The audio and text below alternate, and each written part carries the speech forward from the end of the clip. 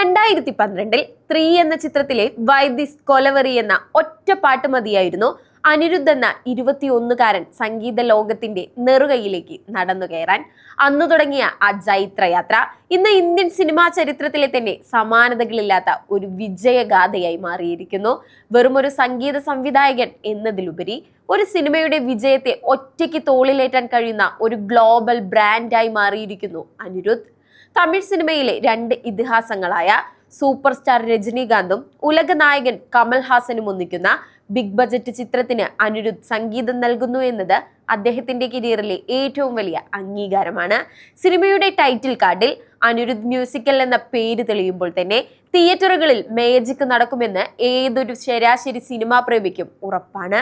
സ്ക്രീനിൽ നായകന്മാർ വരുന്നതിനേക്കാൾ വലിയ ആവേശമാണ് ഇന്ന് അനിരുദ്ധിന്റെ പശ്ചാത്തല സംഗീതത്തിന് ലഭിക്കുന്നത്. രജനിയുടെ ജയിലർ, കമലിന്റെ വിക്രം എന്നീ സിനിമകളിലൂടെ ഈ രണ്ട് താരരാജാക്കന്മാരെയും പുത്തൻ തലമുറയുടെ ആവേശമാക്കി മാറ്റാൻ അനിരുദ്ധിന്റെ സംഗീതം മാത്രം മതിയായിരുന്നു. വെസ്റ്റേൺ ബീറ്റുകളും ഇലക്ട്രോണിക് സംഗീതവും നാടൻ താളങ്ങളും കോർത്തിണക്കി അദ്ദേഹം സൃഷ്ടിക്കുന്ന ഓരോ ഈണവും തിയേറ്ററുകളെ പൂരപ്പറമ്പാക്കി മാറ്റുന്നു. 2026 എത്തി നിൽക്കുമ്പോൾ വെറും ഹിറ്റുകളല്ല, മറിച്ച് തിയേറ്ററുകളിൽ തരംഗം സൃഷ്ടിക്കുന്ന ഒരു മാസ് എനർജിയാണ് അനിരുദ്ധ്. സിനിമയുടെ കഥ എന്തു തന്നെയായാലും മ്യൂസിക് അനിരുദ്ധ് ആണെങ്കിൽ അതിപ്പോൾ ഒരു കോൺഫിഡൻസ് ആണ്. സിനിമയ്ക്ക് പുറമെ കായിക ലോകത്തും തന്റെ മുദ്ര പതിപ്പിച്ച അദ്ദേഹം ICC men's T20 world cup ഔദ്യോഗിക ഗാനമായ ഫീൽ ദ ത്രില്ലിലൂടെ ലോകമെമ്പാടുമുള്ള ആരാധകരെയും ആവേശത്തിലാഴ്ത്തി. ആജാ രാജ എന്ന ഗാനം ഇന്ത്യൻ സിനിമയിലെ തന്നെ ഏറ്റവും വലിയ ഹിറ്റായി മാറിയിരിക്കുന്നു.